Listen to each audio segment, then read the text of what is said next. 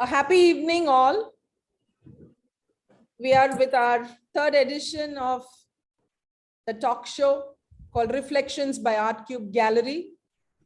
And we're very, very happy to have you all with us.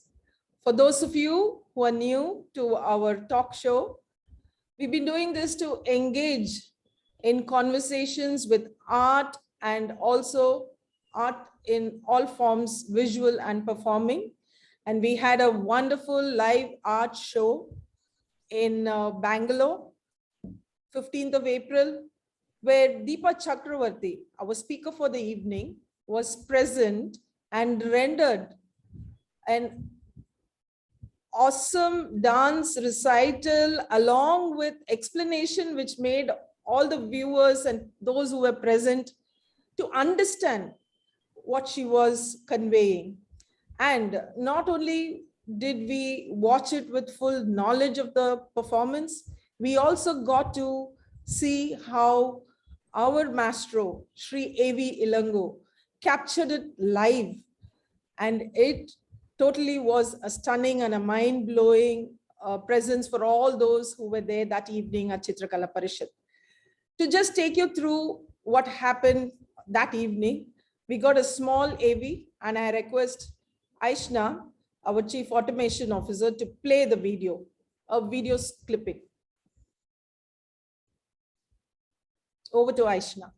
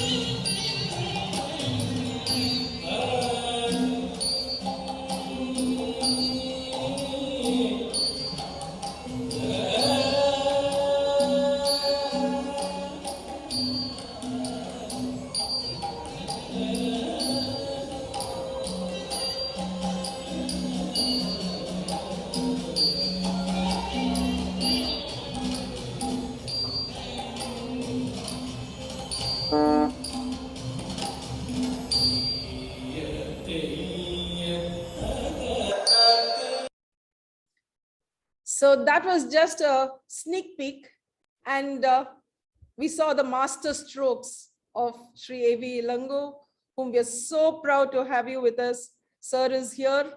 And about the talk of the evening. Thank you, sir. We have Deepa, who, yes, we have Sri A.V. Ilango here with us. And the master strokes you got to see. And right now he's in Kuala Lumpur and he has joined us for the evening. Thank you very much, sir. And our speaker for the evening, Deepa, her journey began in Indian classical dance, where she carved a niche and established herself as a dancer to watch in Mohiniyattam. She has toured many countries, presented her art in many dance festivals, and won the hearts of critics, just like how she stole ours in Bangalore. She's a junior fellowship scholar in the performing arts, awarded by the Ministry of Culture, Government of India, and part of the expert panel in Center for Culture, Research and Training. Deepa is an empaneled artist of Indian Council for Cultural Relations. She's a certified yoga teacher and a healing chants instructor. Deepa's expertise in Indian art, history, and in-depth knowledge of yoga makes her a practicing academic and culture expert. With 30 years of engagement in knowledge traditions, and after 17 years as a solo performing artist, Deepa wishes to connect directly with people outside the walls and boundaries. In this pursuit began Jwala, where she conducts cultural treats. And over to Deepa for this evening's talk to our rapt audience. Thank you, Deepa. Over to you. Thank you so much, Daksha. That was a very, very generous, you were very generous with words. All right. Nice to see you all. Good evening to all of you. Thank you for being here. And I'd like to thank ArtCube for also giving me an opportunity to present share rather what I know. So I know many of the visual artists who are engaged with Mr. Ilongo. I've been with them for quite some time as well. So I've kind of put this thing together as how we can understand Indian aesthetics and how we can appreciate many of the theories of Indian aesthetics.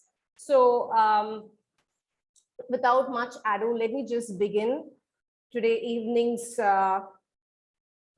talk.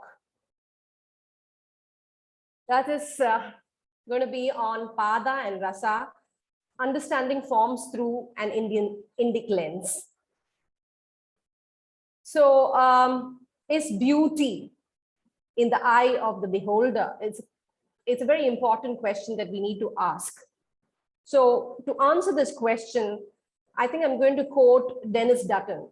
Denis Dutton is a contemporary aesthetician, and he has proposed the Darwinian theory for beauty. So he answers this question by stating that no, beauty is deep in our minds. It is a gift handed down from the intelligent skills and rich emotional lives of our most ancient ancestors. So keeping this in mind, I have planned our entire art journey, what we have as Indic arts in our country. We will go through the civilizational seed for understanding and interpreting form. From there, we will see how we can read and capture a form. And then we will see how to perceive a form and then how it can be reinvented originally. I've also tried to incorporate as a discourse between beauty and truth to understand how they both are related with each other. So, art historian Stella Carmich has stated India thinks in visuals.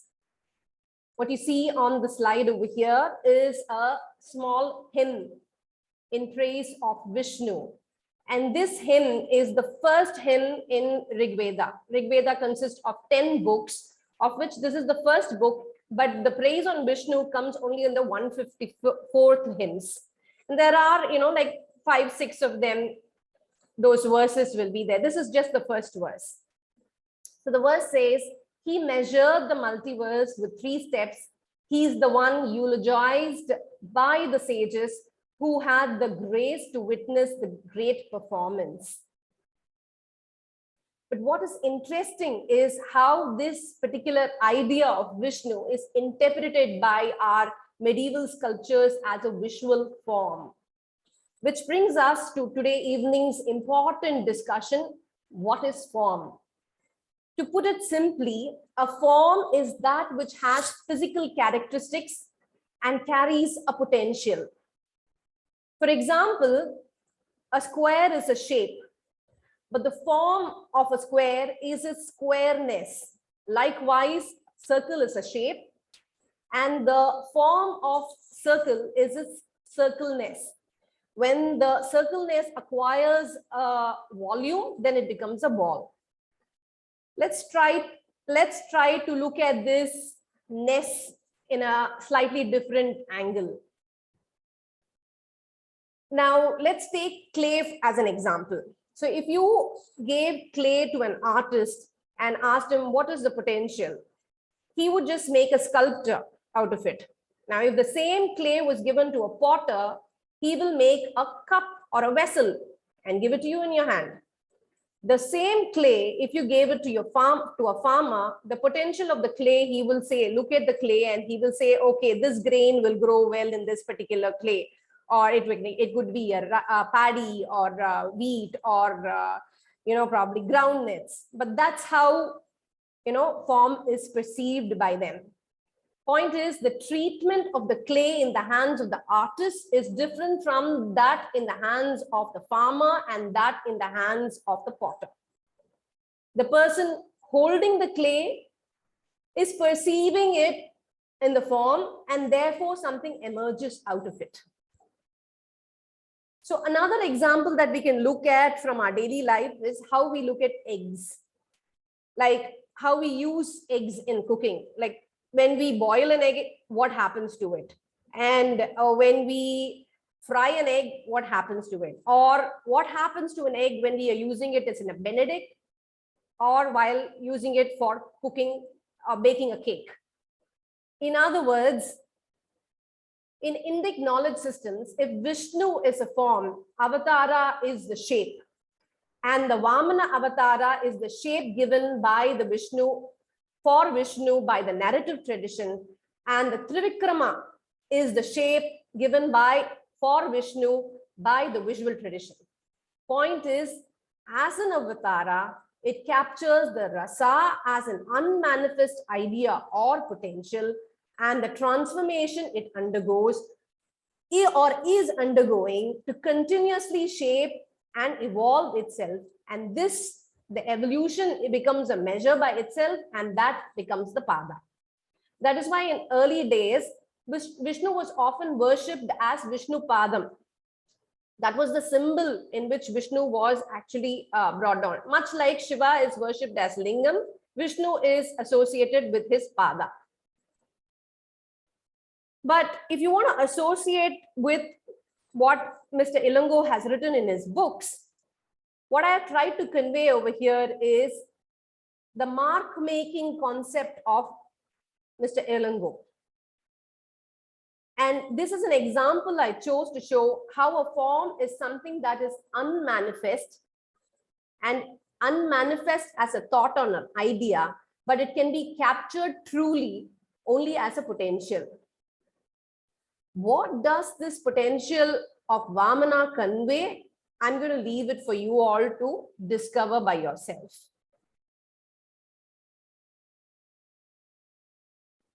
So this, moving on, having defined what a form is, let us now focus on our ancestors, how they have captured the form and what they have conveyed through it. For this purpose, I have taken Varaha as an example. Now, the next 3 slides are going to be representations of Varaha at various periods of time. The first representation that you see on screen over here is the zoomorphic representation, which is in Khajuraho, which was like probably the last of it. You can say probably about 12th century. And then came the, if you went back 600 or 700 years back, then what you will see mostly of how Varaha was represented was the anthropomorphic form. And this particular thing that you see on screen is the Varaha panel in the Udayagiri caves belonging to the Gupta Empire. This anthropomorphic form is very common even in Karnataka and Tamil Nadu. The earliest in Tamil Nadu you will find in the Mahabalipuram, and Karnataka is full of it, especially in Badami cave and all. The rock cut monoliths are there available, splendid ones. So I'm sure, and also Chalukya dynasty had the pig as their flag emblem itself. The last, here, what you see over here is the theriomorphic representation of the same thing, Varaha. The difference between the 3 representations, what are they? What is theriomorphic? What is anthropomorphic? Why are they different?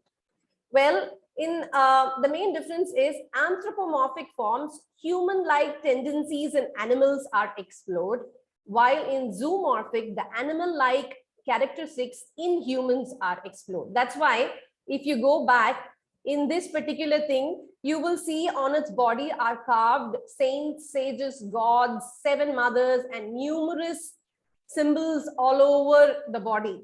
And it is symbolically trying to capture the idea of sacrifice in the form of creation. But let's come to the theriomorphic first, and then we will understand the anthropomorphic. So for this purpose, we have to go back to mankind and evolution itself. Like, for example, early human beings during the Paleolithic age if you were to see, were prey to big creatures. Humans were very much part of, embedded into the food chain, and Earth was a very hostile place to live. Not everything was safe also. Of course, early men were cave dwellers, living out in fear and as hunters mostly. And the easiest among the animals that they often hunted was the pig. So the sacrifice of the pigs' lives helped them in their survival. So what happened is that they started rearing pigs. This led to the domestication of pigs, and it is one of the first animals to be domesticated. If you go to France, I mean, like if you have to go, France has one of the best cave paintings in which pig is represented, and it's one of the most beautiful artwork, I would actually say. Anyway, this rearing of pigs, what happened was they found out soon that the pigs had this innate ability to smell and dig from the soil. And whatever they dug out was edible for them to eat. So rummaging the soil and finding food allowed the man to move up the food chain and move them from being hunters to gatherers, and it also moved them to being cave dwellers to social living in the form of pastoral community. So Varaha is an understanding, how it can be understood as a form is that the first step of human evolution. Varaha Avatara is a time stamp, is one way of explaining and looking at this Avatara. Now, how about the anthropomorphic representation? Here, this we have to look at it from a different angle. The early men, or the, like as with passage of time, men kind of, understood that nourishment comes or was already pre-existent in nature. And this nature worship was very common in all ancient civilizations. In our civilizations, they worshipped it as the Panchabhutas. The quality of this bhutas is that it is an all-pervasive matter. So from that angle, the innate quality of earth or soil is the gandha, its ability, the fragrance that it brings out. The fragrance is the quality that never exists alone also. So what happens is anything that actually has a fragrance, we will be able to touch it, feel it, see it, all the other aspects, perceptory things associated will also be part of it. So in this process, the ability to vibrate, the soil has the ability to vibrate, it has the ability to feel, it has the ability to see, which is rupa, and then it has the ability to resonate, which is the rasa.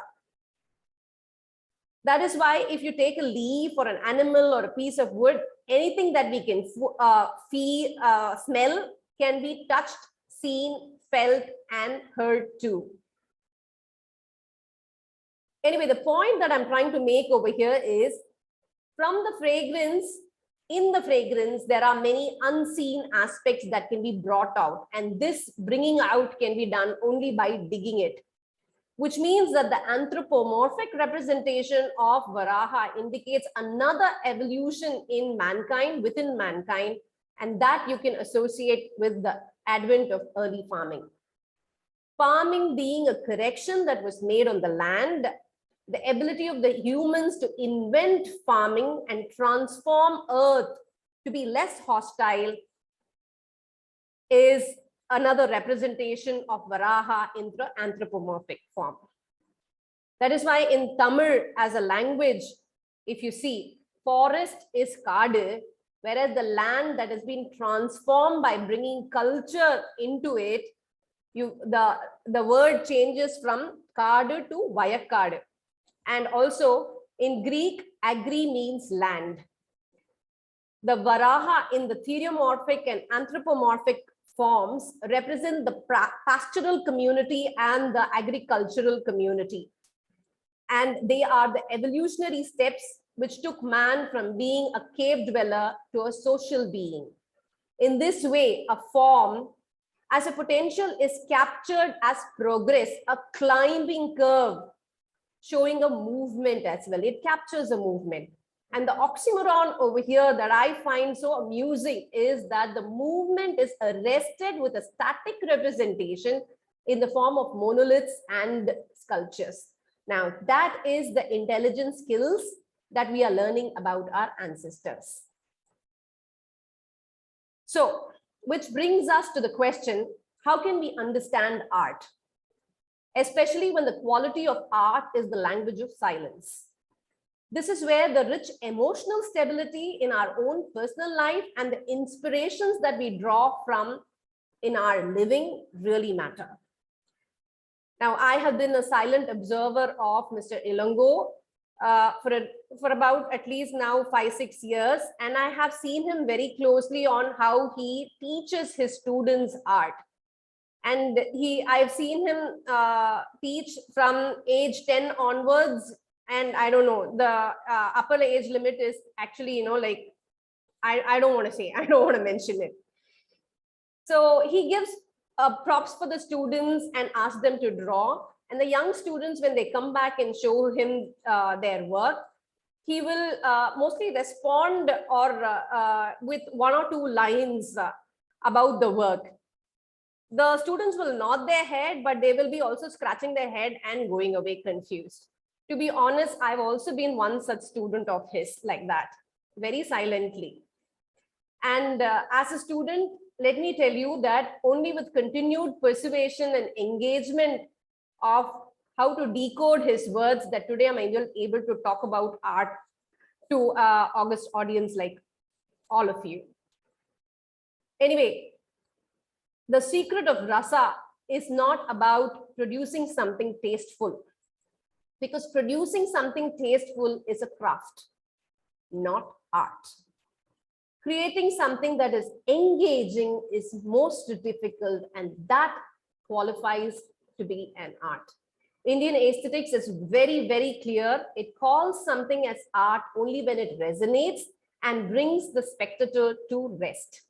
Rasa is a process that completes only when a spectator is engaged or touched from within. So Rasa is about touching or opening an intimate space inside of the spectator, and an artist who succeeds in doing this constantly has understood how to create something originally. To be more specific, if you look at the painting, when a painting of an apple makes my tongue salivate, then that painting of an apple has captured the rasa. That's what makes Boy with an Apple a masterpiece. When an artist succeeds constantly in capturing the essence of rasa of a subject, the art is so potent and so full of life that it engages beyond words, beyond boundaries, and beyond generations. So for this, I have taken an example. I read an anecdote about on Auguste Rodin. He's a famous French sculptor. Now he was visiting Chennai, and in Chennai he went to the Egmore Museum and was in the Bronze Gallery. And there are a lot of works over there. It's very beautiful. Some of the masterpieces of Chola bronze sculptures are present in that gallery. One special one is the Thiruvalangadu Nataraja that you see on the screen. It's very special and it has high aesthetic nuances in it, because the posture in which the Nataraja is staying is slightly angled. The shoulder will be slightly twisted, and there will be a slight forward angle. All these things, these nuances actually capture the movement that he is, that pose of the leg getting lifted over there and being positioned will be captured as a movement very, very in a nuanced manner. So Augustus Rodin was standing in front of this particular statue, and he was in awe of it, admiring it in such nuanced fashion, because he was a sculptor himself. And at one moment, what happened was that he started dancing. He started mirroring that particular posture of that Nataraja, and there was ecstasy, and he started dancing over it. The security guard that was there outside of the Egmore, the bronze gallery, he didn't know what it was, and he rushed to find out what it was, and there was quite a bit of commotion, and that's how we know that it was actually Rodin. And this episode has been captured in as a like it's written about basically on Indian aesthetics and Indian art. What makes Indian aesthetics theory unique is that the aesthete or a person who is engaging with art is not separated from the process of art. And he is not just a connoisseur, but a sahridaya, another seeking being journeying together along with the artist or in the same path of the artist. That is why, Rodin was able to so much appreciate it, so much associate with that particular sculpture that he started mirroring it. Now, having explained how a form should be captured as essence holding potency, having potential to transform and evolve, now I wish to shift my focus on what to visit and revisit and how to see a form and how to be able to reinvent it originally. In that respect, I wish to remind our audience today that the highest level to express a form aesthetically is through suggestion. But that expression cannot be done without complete knowledge or direct perception of a whole. You have to have an entire picture, 360 degrees picture of a particular object, then only you can capture that particular object also completely. In that sense, the darshanam is relevant. Darshanam literally means that which mirrors. But often when we have seen what reflections of a mirror cannot be experienced. Now this it becomes the catch-22 and the reason why not everybody can be an artist also. Talent undoubtedly is a gift, but without seeing and perceiving that is developed alongside with the understanding of permanence and rest, the gift alone is not enough. For example, we all know that Arjuna is the greatest of the archers, but this guy, and he's exhibited it many number of times in Draupadi's Swayamvara, as well as when his guru was asking him to aim at the pigeon, the bird that is far away, and the guru asks him, what does he see? He says, I can see only the eye. But the same guy, what happens to him before the war? He is so agitated, his mind is so agitated that he begins to shake and shiver and he drops down his weapons. The point that I'm trying to make over here is when the mind is not resting, the seeing cannot be clear. And since pada is a measure, it is the purity and the sanctity of the line used to express a form. Hence, many times we associate art as a meditative experience. That is why Ilango in his book has dedicated one full chapter for resting. What he means by resting is 2 stages: shutting the external noise and the internal chatter of the mind. And then on top of it, it is not enough if you just stop the chatter. Then you have to refine the sight to see the real self. So I've put across some of the works of Ilango over here for you all to see, to perceive. Let's try to, go deep into understanding him. So his Mahishashura Mardini series, what I have understood or come to understand of this particular series is that this Mahishashura Mardini series is his own journey. And the bull series is his own state of mind at that very moment. If you see this particular bull that I have on the blue one with a blue background, The bull is active, dynamic, and it is submissive also. So it's in an active passive stage, and that he has tried to capture. While the many times that he is engaging with dancers are his expressions of silence, of being at complete rest. And the reason why he likes to associate so much with dancers is because the subject, whoever is dancing, has mastered the art of rest. Because in dance, there is no, there is no feminine, there is no female and masculinity. It's just a form.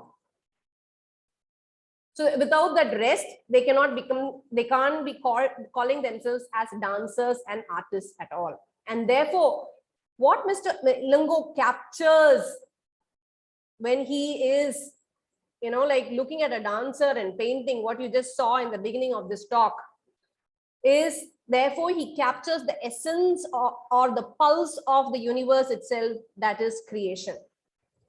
And this is a quality which gives his art classical. I mean, like, it's very, very eloquent, it's timeless, and it is very, very original as well.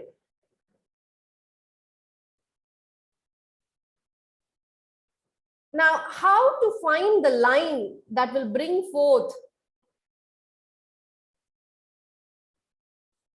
how to find the line that will bring forth something from inside of you if you were an artist.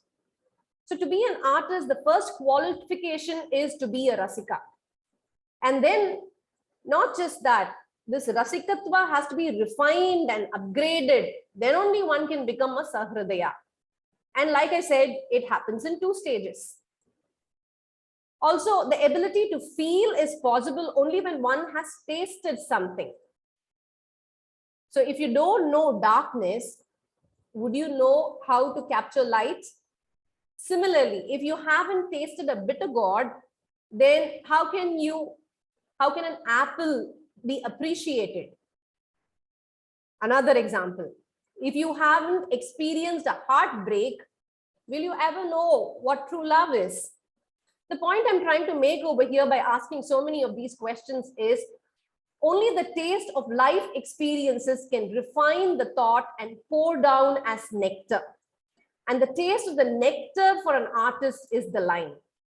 The same line, when the spectator is tasting, it is an engagement with the art, and that is how rasa happens. That's why, Rodin was able to feel that ecstasy, and he lost himself and he started mirroring the pose of the Nataraja. Such has been the intelligent skills of our ancestors. So in the process, many times, there is a misconception that if I have a beautiful face or a beautiful body or I have the gift of hand or the feet, then I can become I'm qualified to be an artist. No doubt they are organs and they are gifts that is being graced on you, but those organs have to be upgraded to develop the perception. Only when the upgrade happens, then automatically a refinement comes that can actually help you to differentiate between that which is tasteful and that which is distasteful. Hence, the switching off of the clutter and the chatter and the noise, these are all very, very important things.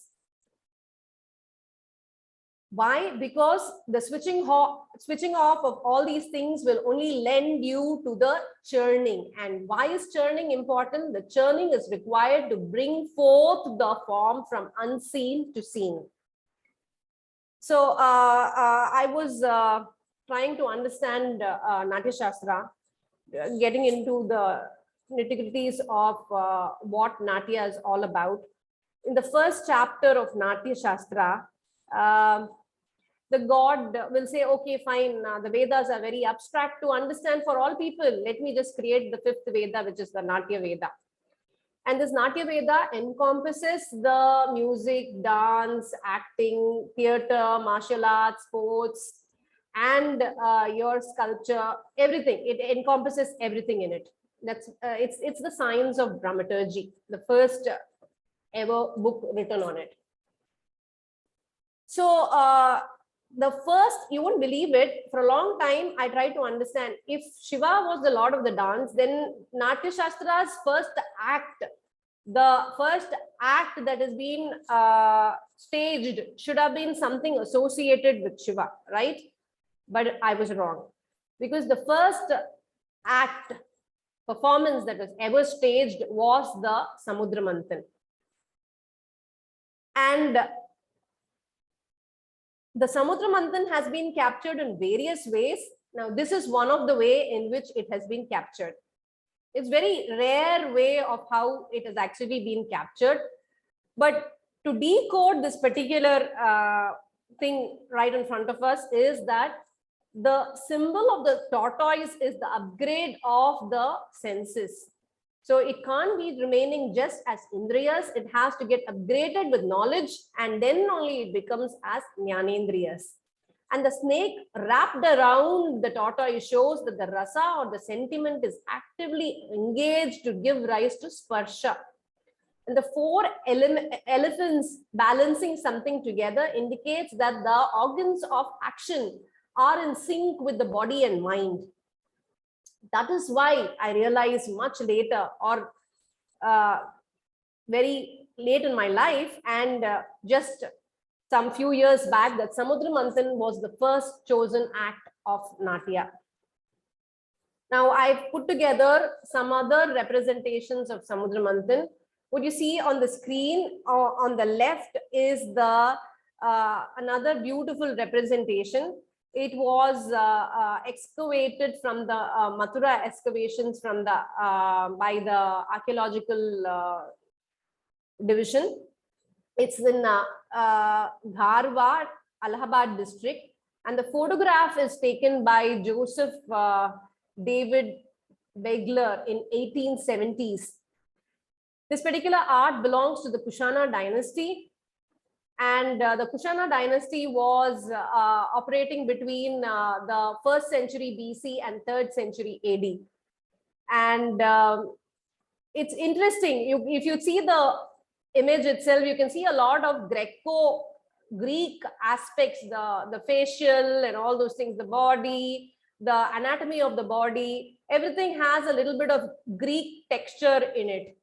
So the Kushanas, like they were coming from the bacteria when it disintegrated, then the Kushana dynasty actually came in. And they settled in India, and they only brought in these kind of works. And what is interesting is that in order to gain the confidence and the support of the local population, the Kushanas made the image of the entire Hindu pantheon, and this is one of them. They're done entirely of all the Dashavataras. Of course, they're all dilapidated, and it's in parts, but not that badly done. Also, we still have pictures of them, at least to appreciate it. And they did all these things. They wanted to do all these things to show their supremacy. And the Mathura school of art, and this was particularly very, they were ruling the Mathura, and they established the Mathura school of art. And from then on, the Mathura school of art has enjoyed royal patronage. It was one of the very important places, travel places, points also. And it had greatest contribution to the plastic art in India. Now, the one that you see on the other side, another representation, another very rare representation, I thought. You can see that Shiva, Vishnu, Brahma are there below. And then on top is, like the tortoise and the snake, and then the earth. And then you have the pig on the other side. The thing is, Shiva, Vishnu, and Brahma are the absolute realities. Okay, that's why they're separated. And then there's a line in between. And then on top is the 4 representation. It actually represents the quadruplicity of the manifested world in the theriomorphic form. And that line, that divide, actually shows the subjective reality, which is where most artists, whenever they are doing their work, that line is where they are existent, or that's where they are dwelling at that point of time. So we are coming to the end of of my talk. I'm going to be wrapping it up in another 5 minutes max. Bhagavad Gita actually says that rarely do we understand or we can see reality, and rarely who sees it can even express it. So vak or word or idea or thought or form is the ability to express truth. And that is why Vedas are considered as vak. And hence, I started also from it as a civilizational seed. Hence, the highest form of the land is considered to be Natya, which, like I said, because it includes everything in it. It includes the word, it includes the music, it includes the dance, and it includes the paintings as well. And within Natya, the visual forms are special, extraordinary language that are spoken in silence. Now let's visit back to what Stella Karmrich is trying to say. India thinks visually. I hope it rings a much louder bell this time when you hear it. The interesting thing about this land is everything is encompassed into as art. Society is living art. Science is applied art. Religion is realized art. Since the subjectivity does not take over completely and the rationality is also not omitted and eliminated in the process of art, Rasa and Pada lends itself as the line, a means that achieves a goal. And the Pada has to be understood as a measure, a quantitative aspect that is very salient to science and maths. And it also has a qualitative aspect, a path to seeing, that is very salient to art and religion. And then it also has to be having the quality of evolutionary curve. It should be able to capture as a movement that will actually give the objective nature of subjective reality. And in putting together all these things, the intuitive, subjective truth that everyone can feel is always kept intact, while the objective measure of the truth is also not left without a boundary or a framework. That is why, in India, science and art are not differentiated at all. They share many methodologies and nomenclatures as well. For example, Rasa for an artist is sentiment. Rasa for a chemist is alchemy. Rasa for a physicist is resonance. Rasa for an astroscientist is gravity. Rasa for a commoner is taste. That's why a mathematics professor like Mr. Ilango could turn into a visual artist, and a computer science graduate like myself could turn to be a Mohiniyattam artist. And it is engaging us, actually. Nothing engages me more than art, actually, so to speak. And I have attention span like that. So artists in those medieval ages or until the colonial age came, where in this particular land, social alchemists. Through their art, they suggested many things to the rulers and emperors. Like in Chakyar Kooth, if you have ever witnessed a Chakyar Kooth, many satires are actually incorporated into the improvisational segment while presentation is going on in the classical segments. So these satires were deliberately included by the Chakyas to keep the ruler up to speed with what was happening in the society. And of course, the rulers were also so intelligent and trained in the language of silence that they could, pick up on these hints, and they were able to act very appropriately, keeping the society in the way it had to be, like peaceful. In other words, artists were social scientists those days. Through Rasa and Pada, they created forms. While Rasa awakens the self, Pada lends itself to progress, to evolve, to reinvent originally. And if you know Ilango well and you've spoken to him quite often, then he would have also repeatedly, you would have heard him say that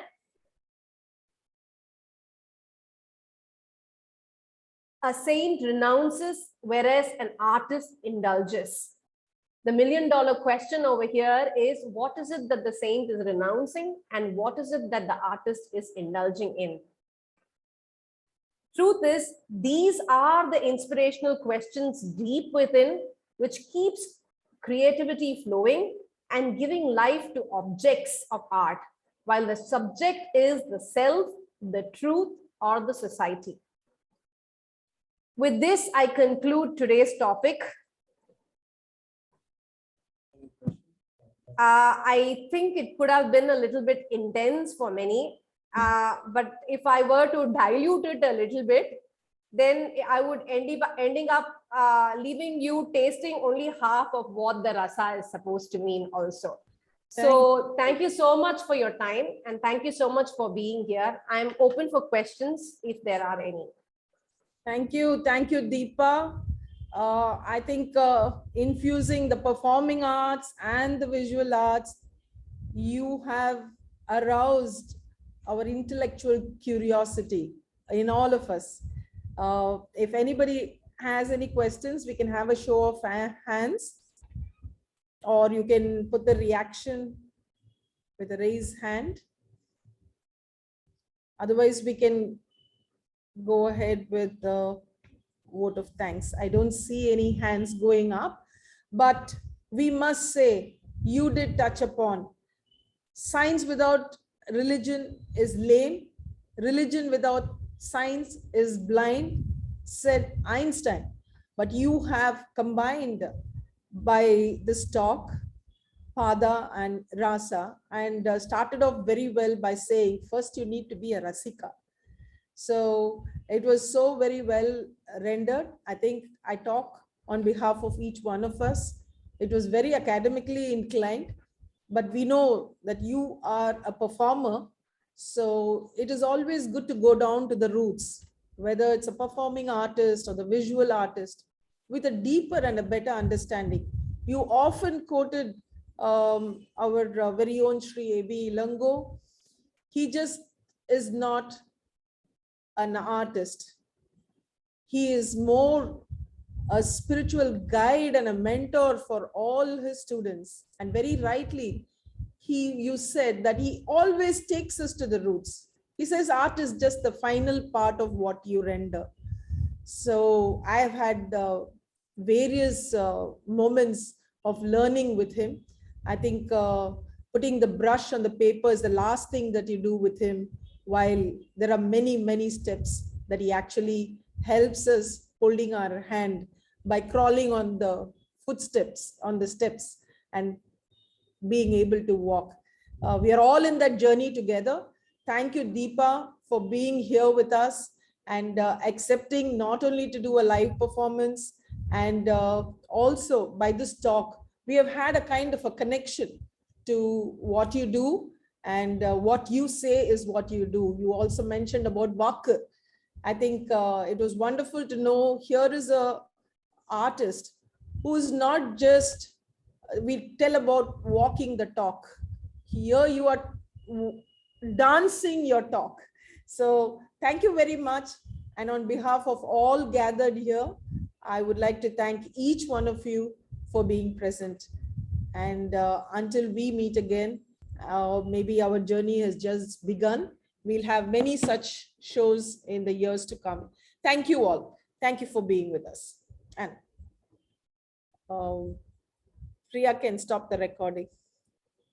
And we can all have exchange of fellowship. Anybody, we can unmute and you can have a chat. Ilango sir is also here with us. Some of his students are here, so you can switch on your video or